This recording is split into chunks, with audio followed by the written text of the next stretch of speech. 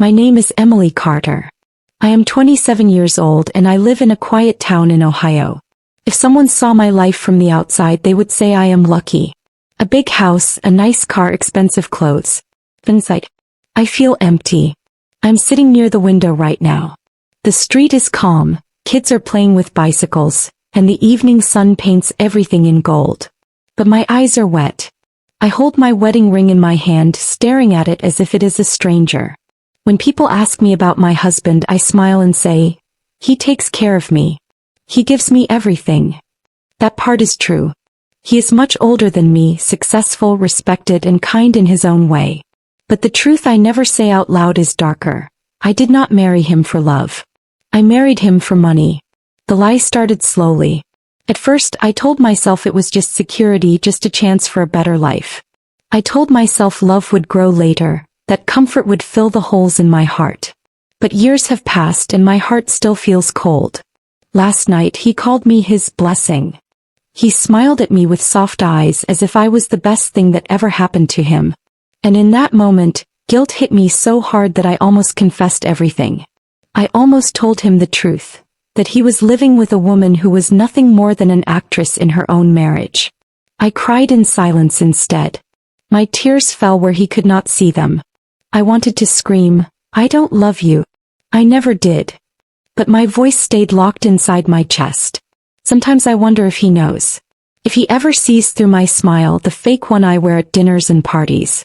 Maybe he does. Maybe he chooses to ignore it because pretending is easier than breaking. But I cannot ignore it anymore.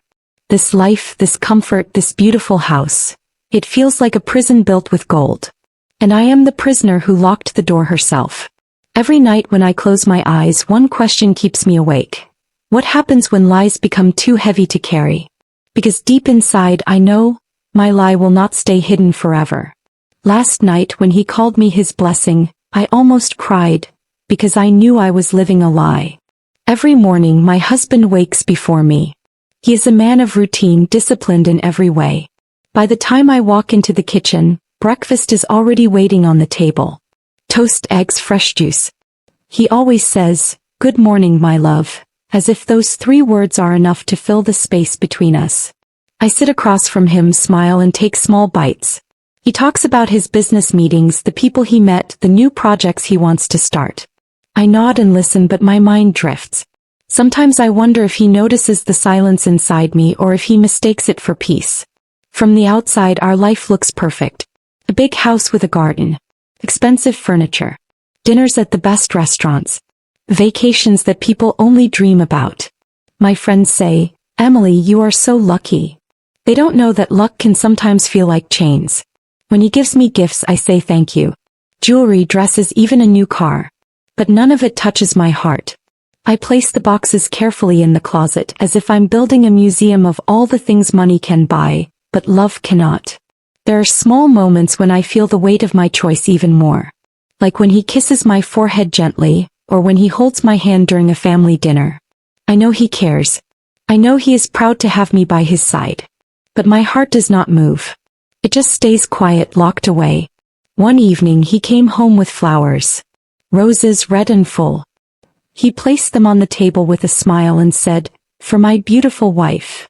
I smiled back, but inside the words echoed in my head. "You are not beautiful, you are dishonest." I try to play my role well. I cook dinner sometimes, laugh at his stories, sit beside him during parties. People look at us and whisper, "They are such a perfect couple." If only they could see the truth behind the closed doors. 2 people living together, but only one of them truly in love. Sometimes at night I hear him breathing softly beside me. I lie awake, staring at the ceiling. My mind whispers, what if he deserves better? What if I'm stealing his happiness just to protect myself from loneliness? But I push those thoughts away because facing them feels too heavy. A few weeks ago he came to me with excitement in his eyes. "Emily," he said, "I want us to plan something special. Just you and me." I looked at him confused. He handed me 2 shiny envelopes. "Tickets," he said, smiling. "Paris. I've always wanted to take you there. We'll leave next month." I forced a smile, nodding, saying all the right words. "That's wonderful. I can't wait." but inside my stomach twisted. Paris, the city of love. How cruel. A city filled with romance where I would walk hand in hand with a man I didn't love. That night after he fell asleep, I picked up his jacket from the chair to hang it. I reached into the pocket and pulled out a folded paper. At first I thought it was just a receipt. But when I opened it, my hands began to shake. It was a small card from a jewelry store. The words written on it were simple. For Emily, the day I ask you the biggest question of our life. My breath caught in my throat. He wasn't just planning a trip. He was planning a future I wasn't ready to give. Maybe a baby. Maybe another vow. Something deeper, something permanent. I stood there in the dark living room holding that card, my heart pounding like a drum. Tears filled my eyes, but not for the reason they should have. Not from joy, not from excitement. But from fear. Fear of being trapped even deeper inside a life I never truly chose with my heart. I folded the paper back, placed it inside his jacket, and stood there for a long time, staring at the flowers on the table, at the walls of the house, at the life that everyone envied. And for the first time in years I whispered out loud to no one but myself. I don't know how much longer I can keep living this lie.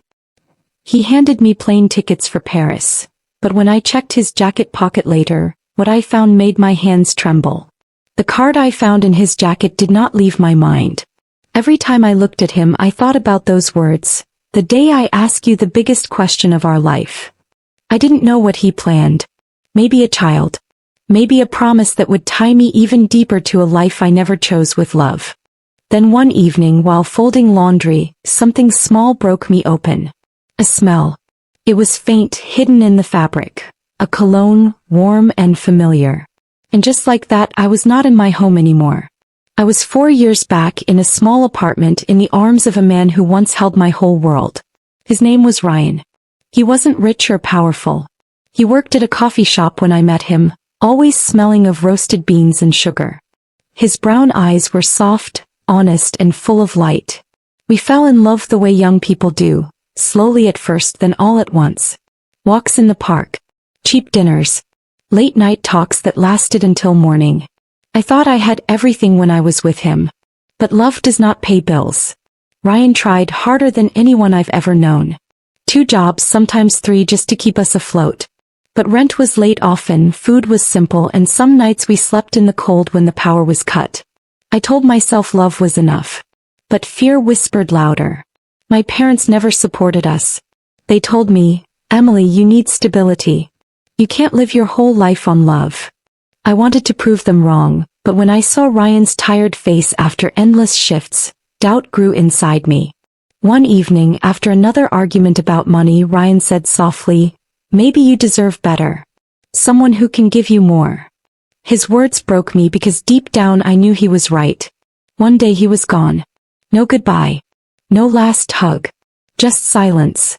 The room felt empty and so did I. For weeks I couldn't eat or sleep. My heart felt like a stone pressed against my chest. That was when I met him, my future husband. Older. Stable. Kind. He saw me, cared for me and offered me safety. After a year he asked me to marry him. And I said yes. Not because my heart leaped, but because my heart was tired. I thought choosing safety meant I was being smart. I thought comfort could heal me. But the truth was simple, I never healed. I only covered the wound. The smell of that cologne reminded me of it all, and I sat on the floor with my face in my hands.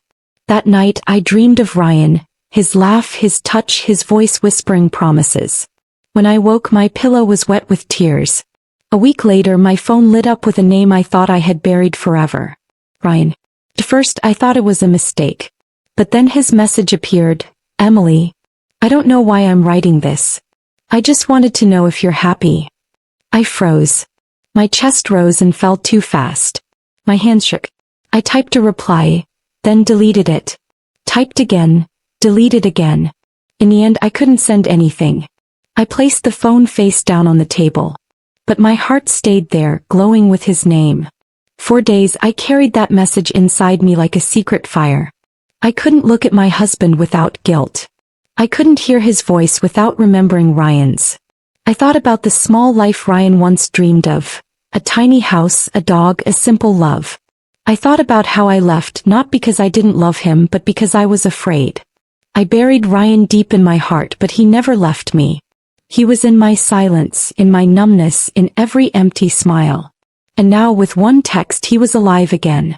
I wanted to reply. I wanted to say, "No, I'm not happy. I still miss you." But I couldn't. Because I wasn't free. I was married. I was trapped in the very safety I once prayed for. So I sat in my quiet house, staring at my phone until my tears blurred the words. And in a broken whisper I said, I buried the past. Until it texted me again after 4 years of silence. I buried the past. Until it texted me again after 4 years of silence. After Ryan's message, something inside me changed. I tried to act normal, to keep living the way I always had, but it was like a crack had opened in the wall I built around myself. Every day the crack grew wider and no matter how hard I tried I couldn't close it. I pretended like I always did. I smiled at dinners, laughed at jokes, sat across from my husband at the breakfast table, nodding while he talked about work. But inside I was far away. My body was in the room but my heart was lost somewhere between the man I married and the man I once loved. At night, I would lie awake while my husband slept peacefully beside me. His breathing was steady, calm. Mine was not. My chest felt heavy, my thoughts racing. I wondered if he knew. Couldn't he feel the distance? Couldn't he see the emptiness in my eyes? One morning, he reached across the table, touched my hand gently and said, "Emily, are you happy?" His voice was soft but it cut me like glass. I forced a smile and answered, "Of course I am." He held my gaze for a moment, like he was searching for the truth behind my words. Then he nodded and let go. But I knew he didn't believe me. Later that week I met my friend Claire for coffee. She's known me since college and she has always been able to read me better than anyone else. We sat by the window sipping lattes talking about little things. But then she looked at me closely and said, "Emily, you don't look happy. You look tired. Not the kind of tired that comes from work. The kind that comes from the heart." I laughed nervously, tried to brush it off. "I'm fine," I said. But she didn't believe me. She leaned closer and whispered, "You look like someone carrying a love that isn't hers." Her words struck me so deeply that I had to turn away. I blinked fast, hiding the tears in my eyes. I changed the subject quickly but inside I couldn't stop hearing her voice. Carrying a love that isn't mine. That's exactly what I was doing. That night my husband came home later than usual. I was sitting on the couch, scrolling mindlessly through my phone, trying not to think about Ryan's message. When he walked in he looked tired but still smiled at me. "You didn't wait for dinner?" he asked. I shook my head, telling him I wasn't hungry. He sat beside me, pulled me close and kissed my forehead. Normally I would smile and lean into him, playing my role. But this time I couldn't. My body went stiff, my eyes filled with tears. He noticed. "What's wrong, Emily?" he asked quietly. I shook my head again, saying, "Nothing." But my voice cracked and the tears began to fall. He didn't press me. He just sat there watching me cry silently, his hand resting on mine. I could feel his patience, his pain, his confusion. He wanted to understand but I had no words to give him. Not yet. The days that followed were even harder. I carried the weight of my secret everywhere. I carried Ryan's ghost, my friend's words and my husband's quiet eyes. I went through the motions but every smile felt heavier, every silence felt louder. One afternoon I was in the kitchen washing dishes when I heard a sound behind me. I turned and there he was, my husband, holding my phone in his hand. His face was pale, his lips pressed tightly together. My heart dropped. "Who is Ryan?" he asked. His voice was calm but I could feel the storm beneath it. I froze. My throat went dry. He had seen the message, the one I never replied to but also never deleted. My lips parted but no words came out. I wanted to explain, to tell the whole story, but fear wrapped around me like chains. He placed the phone on the counter, turned and walked out of the kitchen without saying another word. That night we barely spoke. The silence was so heavy it felt like a wall between us. I wanted to break it, to confess everything, but the words stayed trapped inside me. I lay awake, staring into the dark and realized something I had been running from for years. Pretending doesn't heal you. Pretending only makes the wound deeper. and mine was bleeding faster than ever. She said I looked like someone carrying a love that wasn't mine. That's when I stopped pretending. The silence after he saw Ryan's message was the heaviest silence I had ever lived through. Days passed but we barely spoke. He still made breakfast, still kissed my forehead before leaving for work, still asked about my day, but it all felt like a play. His words were soft, but his eyes were full of questions he never asked out loud. I wanted to confess. I wanted to rip the mask off and tell him everything. The truth about Ryan, the truth about why I married him, the truth about the emptiness inside me.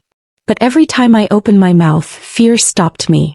I was afraid of hurting him, and maybe I was afraid of finally facing the person I had become. One night the weight became too much. I couldn't sleep.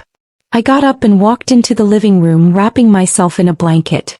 The house was dark and quiet. The only sound was the ticking of the clock on the wall.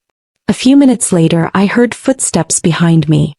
He stood in the doorway, his face shadowed, his eyes tired. "Emily," he said softly, "we can't keep living like this." I looked at him, my lips trembling. "I know." He walked over and sat across from me. For a moment we just stared at each other, both of us carrying unspoken truths. Then finally I broke. My voice came out as a whisper. "I didn't marry you for love." The words hung in the air like smoke. Heavy, bitter, unavoidable. His face didn't change. He didn't shout. He didn't even look surprised. He just sat there quietly, his hands folded, his eyes locked on mine. "I married you for money," I continued, tears running down my face. I was broken. I was scared. I thought comfort could heal me. But it didn't. And it never will. For a long moment he said nothing. The silence stretched between us, pressing down on my chest until I couldn't breathe. Finally he took a deep breath and said, "I know." My heart stopped. You know." He nodded slowly. "I've always known, Emily. From the very beginning. I saw it in your eyes. You smiled, but your heart wasn't there. I thought maybe if I gave you enough time, enough love, you'd learn to love me back." The honesty in his voice broke me in ways I didn't expect. I covered my face with my hands, sobbing. "I'm sorry. I'm so sorry." He leaned back in his chair, staring at the floor. "Do you know what the hardest part is? It's not that you don't love me. It's that you never gave me the chance to know the real you. You gave me a role, a mask. I lived with your smile, but not your truth." I shook my head, choking on my tears. "I wanted to love you. I really tried." "I know you did," he whispered. His voice was calm, but his eyes shone with quiet pain. "And that's why I can't hate you. But I can't keep living in a marriage built on lies." The words sliced through me. I wanted to beg him to stay, to forgive me, but deep inside I knew he was right. We were living in a house made of glass, and it had finally shattered. We sat there in silence, the clock ticking, the night heavy around us. No shouting. No anger. Just two broken hearts accepting what was already true. Finally I stood. My legs were weak, but I walked toward the bedroom. I picked up a small bag, filled it with a few clothes, and returned to the living room. He was still sitting there, staring into the dark. I walked to the door, my hand on the handle, my whole body trembling. My heart begged me to look back one more time. So I did. He was watching me, his face calm but his eyes filled with sorrow. And just as I opened the door he spoke one last time. "Thank you, Emily," he said softly. "Thank you for not lying one last time." My chest cracked open. I closed the door behind me, stepped into the night, and let the cold air fill my lungs. For the first time in years I was free, but freedom had never felt so heavy. As I closed the door he said, "Thank you for not lying one last time." The night I left, the world outside felt colder than ever. The street was empty, the wind sharp against my skin. I carried only a small bag, but it felt heavier than my whole body. Each step I took away from that house felt like a step into the unknown. For the first time in years I was alone. Not just physically but in every way. No safety net. No comfort waiting at home. No one beside me in bed. Just me and the truth I had been running from for so long. I rented a small apartment on the other side of town. It was nothing like the house I left behind. The walls were thin, the paint was chipped, and the furniture was second-hand. But strangely I felt lighter there. The silence no longer felt like a prison. Felt like a mirror. A chance to finally see myself as I truly was. At first the loneliness was unbearable. I cried every night holding my pillow, remembering the look in his eyes as I walked out the door. It wasn't anger. It wasn't hate. It was sadness. Deep, quiet sadness. And that hurt me more than any shouting ever could. Days turned into weeks. Slowly I began to find small ways to heal. I bought a notebook and started writing. I filled page after page with the words I never said. To him, to Ryan, to myself. Sometimes I walked through the park, letting the fresh air remind me that the world kept moving even when I felt stuck. One afternoon while unpacking an old box I found something I didn't expect. It was a letter sealed in an envelope with my name on it. The handwriting was his. My husband's. My hands trembled as I opened it. The letter was short but every word cut deep. Emily, if you're reading this, it means you left. I always knew this day might come. I want you to know that I don't regret marrying you even if it was never for love. You gave me years of your life and for that I am grateful. Please don't carry guilt forever. I hope one day you find the love you were searching for, maybe even the love you once lost. Be free. Be honest. Be you. By the time I finished reading, my tears had soaked the paper. He had given me something I didn't deserve. Kindness even in goodbye. I sat by the window, the letter pressed against my chest, and whispered into the silence, I'm sorry. Thank you. It has been months now. The pain hasn't disappeared, but it has softened. I still think about him, about Ryan, about the choices that shaped my life. I don't know what the future holds. Maybe I will see Ryan again. Maybe I won't. Maybe I will fall in love someday, or maybe I will stay alone for a while. But for the first time in years I am not pretending. I'm not lying to myself. My life is simple now. Coffee in the morning, long walks, quiet nights. And even though my heart is still healing, I finally feel like I am living honestly. If you've ever chosen comfort over love, or carried a secret that felt too heavy, maybe you understand me. Maybe my story is also yours in some way. And if you do, I want you to know you are not alone. If you've ever felt like me, you're not alone. Tell me your story in the comments.